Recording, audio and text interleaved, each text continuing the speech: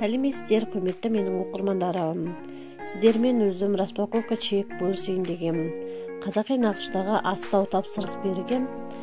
Сол келіпті, қуанышымда сіздермен бөлісіп, қазақтың өнімін, Қазақстанның өнімін сіздермен бөлісе кетейін деп.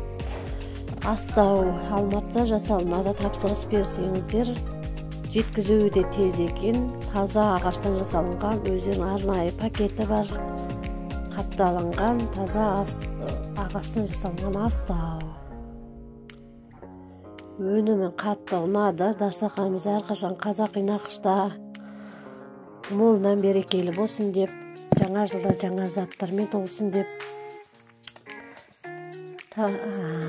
астауды көрсетіп сіздермен бөлісе қояйын дегем.